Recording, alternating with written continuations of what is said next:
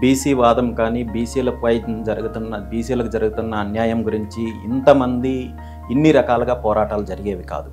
అల్టిమేట్గా ఫైనల్గా సక్సెస్ అవ్వడానికి సమయం పడుతుందేమో, కానీ ఖచ్చితంగా రాబోయే రోజుల్లో 2 తెలుగు రాష్ట్రాల్లో ప్రధానంగా బీసీల యొక్క రాజకీయ ఆధిపత్యం, బీసీల యొక్క అధికార బలము పెరుగుతుంది.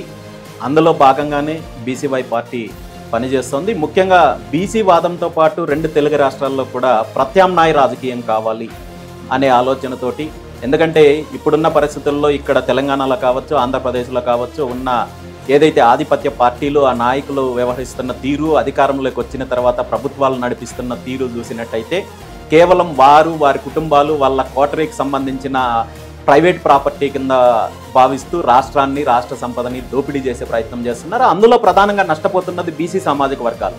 ఈరోజు కుల వృత్తుల దగ్గర నుండి ఈరోజు బీసీల అభివృద్ధికి సంబంధించి విద్యాపరంగా, సామాజికంగా, ఆర్థికంగా, రాజకీయంగా అన్ని రకాలుగా బీసీలని ముందు పెట్టి ఓటు బ్యాంక్ రాజకీయాల కోసం ఉపయోగించుకుంటూ వీళ్ళని దోపిడీ చేసే కార్యక్రమం చేస్తున్నారు. కాబట్టి ఖచ్చితంగా 2 తెలుగు రాష్ట్రాల్లో ప్రత్యామ్నాయ రాజకీయం కావాలి. ఆ దిశగా అడుగులు ముందుకు వేస్తూ స్థాపించిన పార్టీనే బీసీ యువజన పార్టీ, భారత చైతన్య యువజన.